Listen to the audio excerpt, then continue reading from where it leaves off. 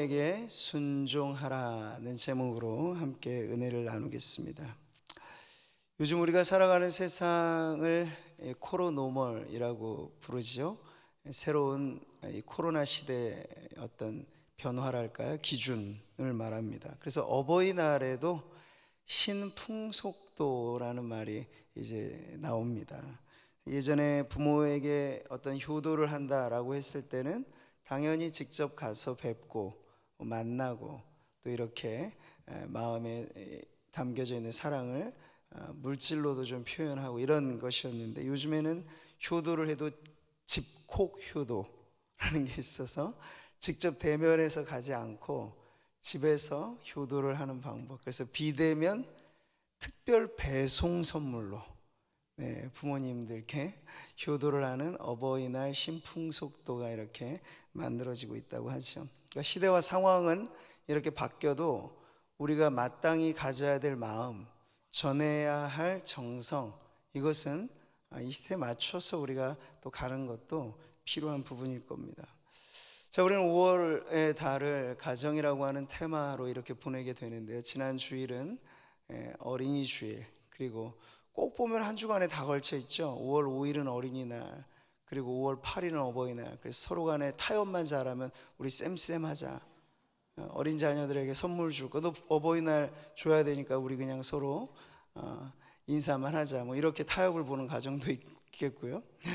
그러니까 같은 날 이게 있어서 한 의미가 중요하겠죠. 가족의 탄생이라고 했을 때는 바로 이렇게 엮여져 있는 겁니다.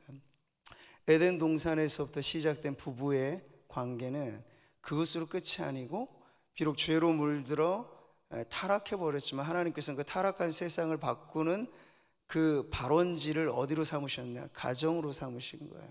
그래서 아담과 하와 사이에 자녀들이 놓아 길러지면서 가족이 탄생한 것이죠.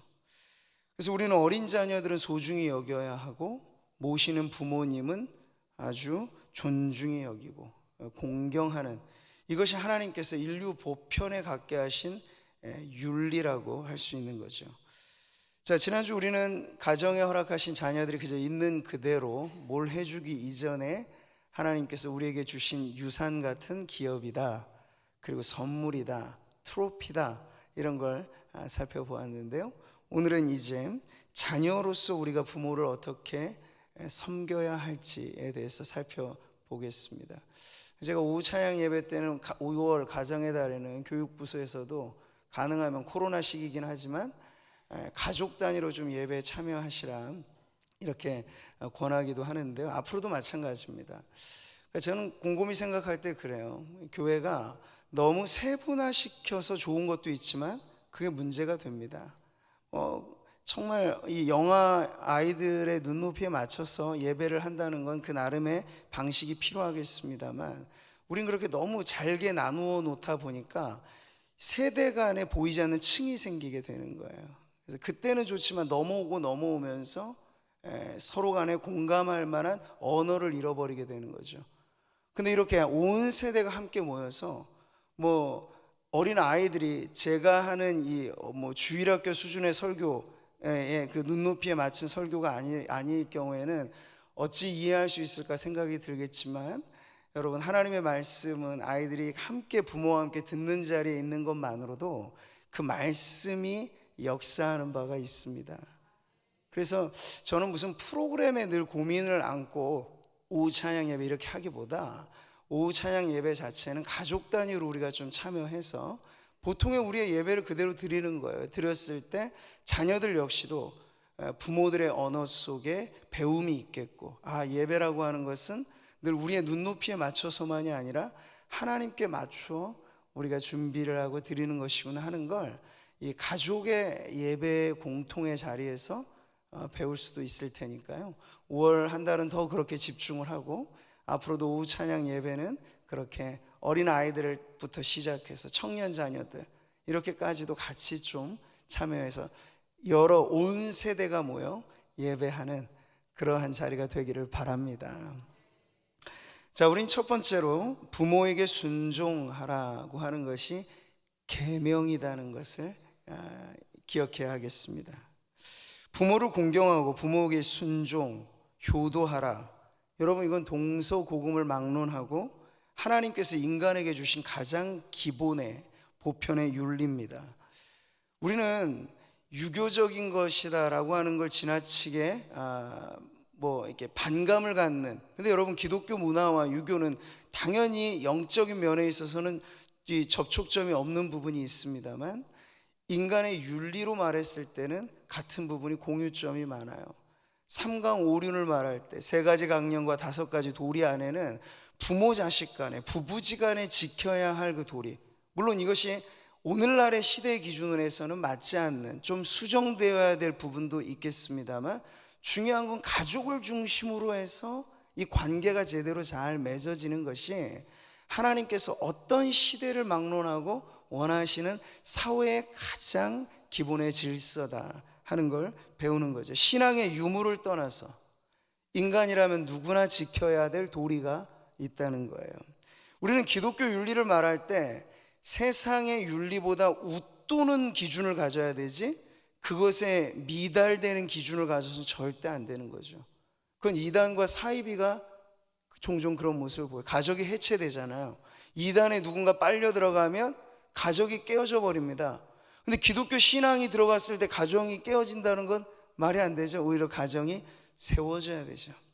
근데 그러한 우리 기준을 가지고 가정을 어떻게 우리가 지키고 신앙으로서 돌볼 것인가를 성도들은 아주 중요하게 대해야 된다는 거죠. 근데 우리로 말하자면 소속은 정통입니다만, 실제로 우리의 삶의 행태가 정통의 신앙과 과연 맞는가에 있어서는 좀 차이가 있을 수 있어요. 그러니까 예수님 당시에 바리새인들, 서기관들 하면 정통의 사실 유대교 아닌가요? 그들은 율법을 철두철미하게 지키기를 힘썼던 사람들입니다. 근데 예수님이 보셨을 때 그들에게 어떤 문제가 발견돼요. 근데 그 문제는 무슨 문제인고 하니 가정의 문제입니다. 주님 이렇게 말씀하시죠. 너희는 이르되 사람이 아버지에게나 어머니에게나 말하기를 내가 드려 유익하게 할 것이 고르반, 곧 하나님께 드림이 되었다고 하기만 하면 그만이라 하고, 자기 어머니나 아버지나 어머니에게 다시 아무것도 하여 드리기를 허락하지 아니하여 너희가 전한 전통으로 하나님의 말씀을 폐하며 또 이 같은 일을 많이 행하느니라. 예수님께서 보셨을 때 이건 매우 심각한 문제라는 거야. 신앙은 정통인데 그 정통의 신앙이 가정을 바로 세우지는 못하는 모습을 주님께서는 아주 신랄하게 비판을 하신 거예요. 고르반이라는 게 무슨 뜻입니까? 하나님께 드리는 헌물이라는 뜻이에요. 그건 마땅한 것이죠. 당연한 바이고요. 그것 자체를 문제 삼으신 것은 아닙니다. 근데 문제는 뭐냐면 하늘에 계신 아버지께 대해서는 고르반, 헌물을 드리는데 그걸 속된 말로 땅에 있는 부모님에게 드리는 것과 퉁치는 거예요. 나 하늘에 계신 아버지께 드렸으니 땅에 있는 아버지께는 안 드려도 괜찮겠지, 하나님께서 봐주시겠지. 근데 천만의 말씀이에요. 예수님께서는 하늘에 계신 아버지께 드리는 건 하늘 아버지께 드리는 거고, 땅에 있는 내 부모에게 바칠 것에 대해선 그건 마땅히 드려야 되지 않느냐. 근데 너희들은 그것을 어기고 있다. 이게 예수님의 말씀이에요. 그러니까 각각의 구별이 필요하다는 거죠. 하늘 아버지를 섬길 때 필요한 예법도 있지만 땅의 부모를 섬기는 데 필요한 예의라고 하는 것도 엄연히 존재해서, 예수님은 신앙이라는 이름으로 그것을 뒤집어 놓는다 그러시지 않아요. 신앙이라는 이름으로 그걸 더 바르게 하라는 게 주님의 뜻인 거죠. 오늘 예배하는 자리에도 적어도 우리 성도님들에게는 3대가 어우러진 신앙의 가정이 있고, 많게는 4대까지가 신앙의 울타리 안에 있는 분들이 많아요. 그러니까 나이를 불문하고 우리의 기준에, 제가 앞서도 말씀드린 것처럼 우리 위에 선대로서 부모님이 살아계시다면 우리는 밑에 손주를 보더라도 우린 역시 자녀로서 살아계신 부모님에게 해야 할 도리가 있는 그러한 주님의 계명이 우리에게 속해 있다 하는 것을 꼭 기억해야 하겠습니다. 자, 부모에게 순종하라. 이것은 선택사항일까요? 아니죠. 반드시 따라야 될 계명입니다. 이 계명이라고 하는 걸 잊어서는 안 돼요. 그러니까 어린 자녀들로부터 시작해서 청장년에 이르는 모든 세대가 십계명을 우리가 중요하게 다룹니다. 근데 위로 하늘에 계신 아버지와의 관계에서 1에서 4계명이 있고, 그 다음에 인간의 관계에 지켜야 될 계명인데 그중 첫 번째가 내 부모를 공경하라는 거예요. 그러니까 사람의 도리 중에서도 가장 중요한 도리가 부모를 제대로 섬기는 것이다 라는 게 십계명으로부터, 또 예수님의 말씀으로부터, 오늘 우리가 읽은 사도의 이 가르침까지 쭉 연결되어지는, 그러니까 우리는 동양의 이게 무슨 가르침이다, 아니에요. 성경 자체가 하나님께서 부모에게 대한 공경은 예로부터 지금까지 변함없이 강조하는 계명의 말씀이라는 걸 잊지 마시기를 바랍니다. 내 부모를 공경하라, 십계명에 나온 말씀이죠. 그리하면 내 하나님 여호와가 내게 준 땅에서 내 생명이 길리라. 약속 있는 첫 계명이라는 게 바로 이러한 뜻입니다. 자, 부모와 자식 간의 관계를 일컬어 천륜이라고 하죠. 이걸 우리식으로 말하자면 하나님께서 맺어주신 관계예요. 선택 불가죠. 내가 태어나 보니 부모를 만났습니다. 놓아 보니 자식이 태어났습니다. 이걸 어떻게 바꿀 수가 없어요. 그래서 그것을 하나님 맺어주신 관계, 가장 기본적인 관계, 천륜이라 말합니다. 피가 물보다 진하다는 말은 틀리진 않아요. 후천적인 사회적 관계도 중요하겠습니다만 부모 자식 관계를 떠나서 사회적 관계가 더 중요하게 여겨지는 건 가장 기본의 관계를 등한시한 채로 부차적인 것에만 더 힘쓰는 모습이라 할 수 있는 거죠. 자, 부모에 대한 공경은 그래서 우리가 어떤 차원에서 이행되어져야 하는가, 선택의 문제가 아니고 계명은 지키느냐 마느냐의 문제입니다. 순종하지 않으면 불순종이 되는 게 계명이죠. 부모를 공경하라. 오늘 너무 어린 아이들에게는 좀 딱딱하게 들리겠습니다만 부모를 모시고 있는 모든 성도들에게는 이게 지엄한 하나님의 명령으로 마음에 새겨지기를 바랍니다. 네. 자, 그러면 우리는 두 번째로 나아가야 되죠. 부모에게 어떻게 순종해야 할까요? 효경이라고 하는 오래된 이 고전에 이런 잘 알려진 말이 있죠. 신체 발부 수지부모. 이게 뭔가요? 사람의 신체와 털옷과 살갗은 부모에게 받은 것이니 불감 회상 효지시야. 이것을 감히 손상시키지 않는 것이 효의 시작이라. 이런 말을 하면 이제 오늘날의 시대에서 완전히 딴 세상 사람 취급을 받을 겁니다. 저런 고리타분한 캐캐묵은 이야기를 하나 그려, 이렇게 아마 젊은이들은 생각할지도 모르겠어요. 근데 여러분, 예로부터 강조되어 온 것은 우리가 이 문자 그대로의 내용을 따르냐 마느냐의 문제가 아니고 부모 섬김은 결코 피상적인 게 아니라는 얘기를 담고 있어요. 머리카락 한 털억도 내가 맘대로 이런 생각보다도 이거 부모에게 물려받은 것이니 소중히 여겨야지, 귀중하게 여겨야지, 이게 효의 시작이라는 거예요. 그러니까 여러분, 오늘날의 가치관과 고대로부터 이어왔던 이 효의 기준이 얼마나 지금 오늘날에 있어서 많이 훼손되어져 있는가 하는 걸 사실 우리는 보게 됩니다. 공자가 논어를 쓸 때도 그는 부모에게 대한 세심한 효를 이렇게 말했어요. 부모님이 살아계실 때는 되도록 멀리 가지 말아야 하며 부득이 멀리 떠날 때는 가는 곳을 분명히 알려드려야 한다.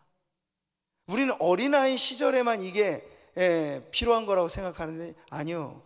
나이가 들고 장성해도 부모님이 자식을 생각하는 마음은 똑같다고요.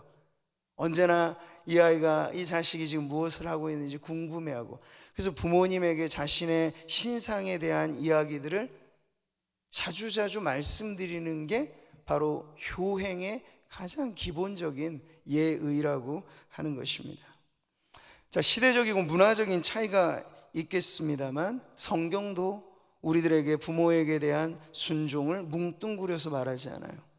자녀들아, 주 안에서 너희 부모에게 순종하라. 이것이 옳으니라.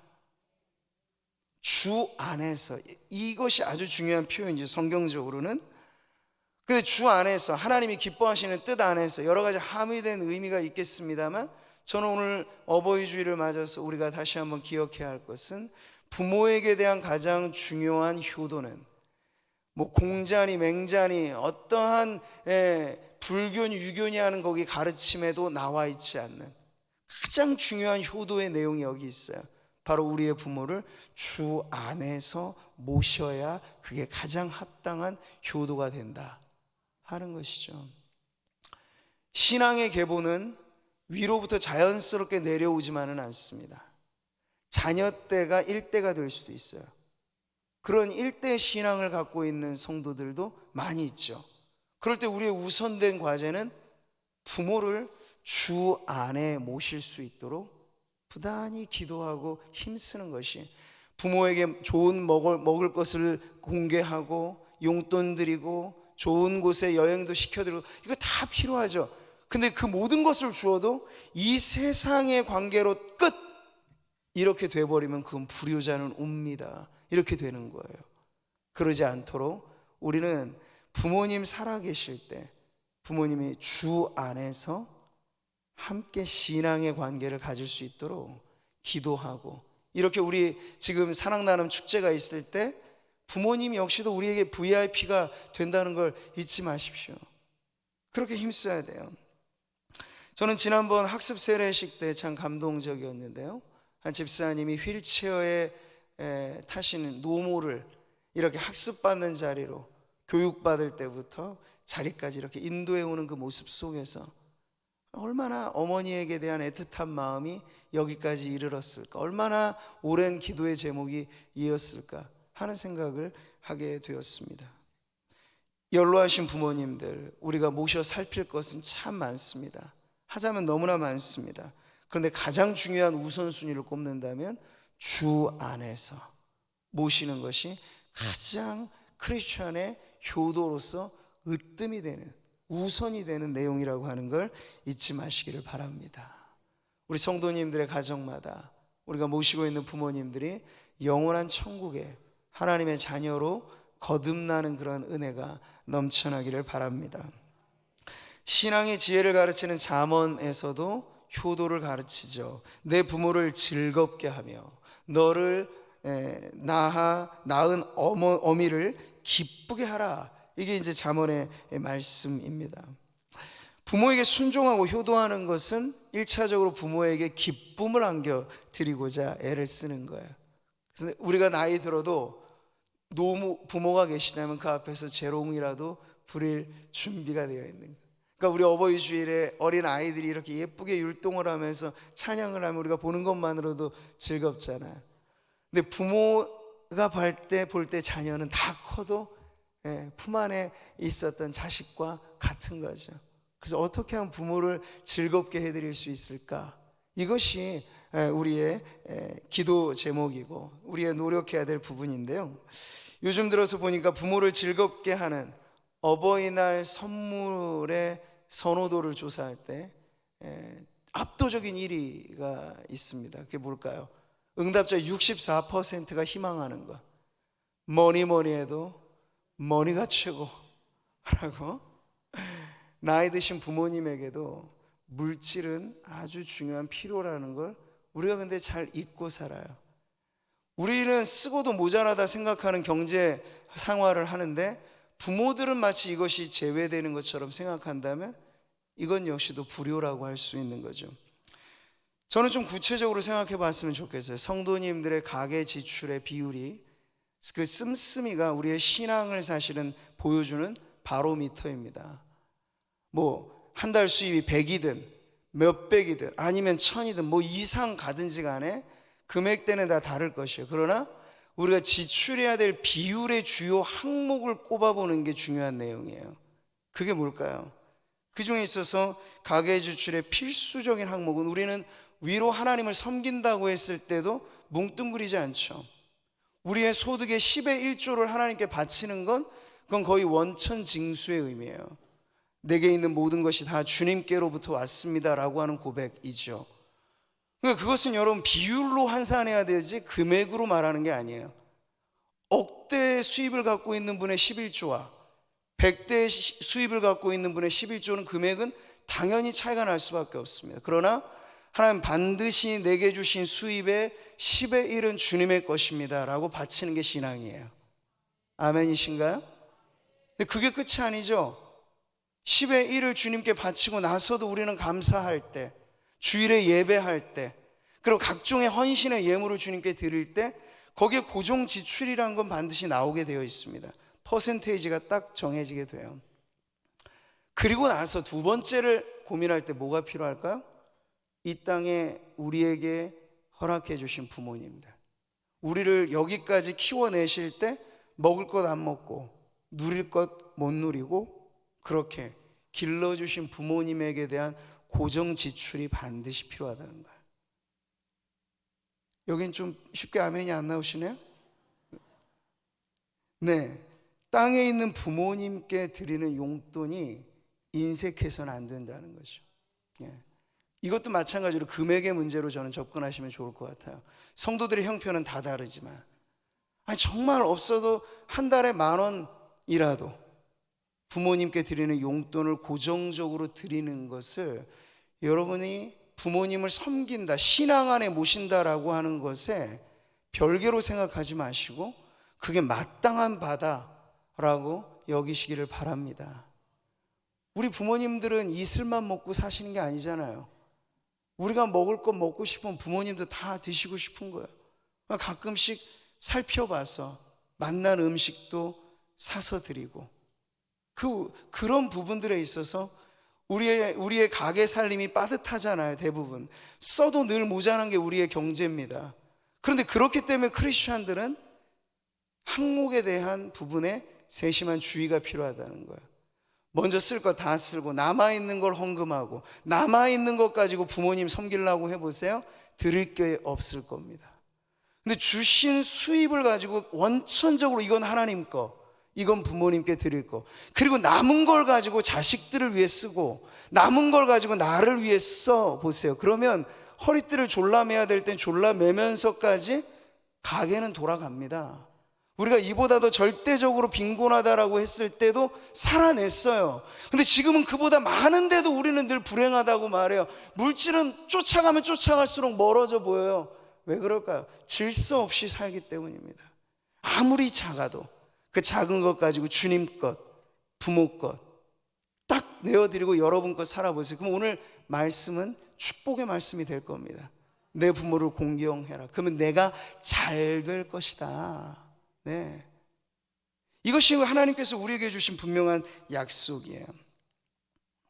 그러니까 우리는 오늘날에도 고르반의 전통으로 신앙과 역행하는 삶을 얼마든지 살아갈 수 있다는 그 위험성을 언제나 잊지 않고 하나님 모시고 또 부모를 모시는 점에 있어서 하나님을 왜 우리가 아버지라고 부르겠습니까?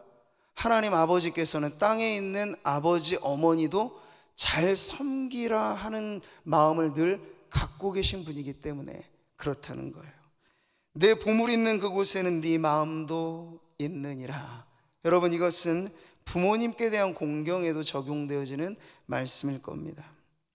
진정 부모님을 공경하고 섬긴다라고 하는 것은 크든 적든 우리 부모님께 대하여 무언가 드릴 것을 드리고 그 부분에 있어서 기쁨으로 섬기는데 앞장서는 것을 의미하니 이번 어버이 주일을 맞아서 오늘 예배하는 성도님들 안에 다시 한번 기본의 원리가 좀 탁 정착이 되셨으면 좋겠어요. 첫 번째 뭐라고요?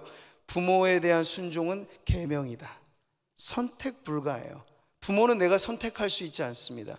불평하라고 주신 대상이 아니에요. 비록 너의 부모와 비교하면 왜 이래? 이런 불평이 누구에게나 있겠잖아요. 근데 그건 하나님을 원망하는 거예요. 하나님이 선택 불가의 만남으로 부모와 자식을 맺어주셨을 때 이제 우리가 신앙 안에 산다는 건 좋으니 싫으니 아니 고우니 못나니 어떤 세상의 기준과 다르게 내게 허락하신 부모님을 내가 섬기겠습니다 하는 계명의 순종으로 섬기시기를 바라고, 두 번째로 말씀드린 것처럼 부모님께 대한 섬김은 구체적인 것이니 내 물질을 다하여 어떻게 하면 매월에 우리 부모님 크든 작든 용돈을 드리고, 아니 노부모님께 용돈을 드리는 게 있어야 그 부모님은 그것도 어디 쓰시지 않고 꼬깃꼬깃 모였다가 손주들 무슨 때 되면 그거 다 풀어주시잖아요. 그게 부모님의 마음이라고요. 아마 여기 손주들을 대하는 우리 어르신 성도님들은 다 그 마음이실 텐데, 근데 그게 어디서 오는 겁니까? 자식들이 공개해야 그게 생기잖아요. 근데 여러분, 신기한 건 우리 자식이 내가 부모에게 대하는 것을 그대로 보고 배운다 하는 거예요. 그러니까 부모에게 대한 섬김은 자녀에 대한 투자라고 이해를 해도 결코 틀리지 않을 거예요. 근데 요즘에 젊은 세대는 그러지가 않죠. 위는 안 보고 아래만 봐요.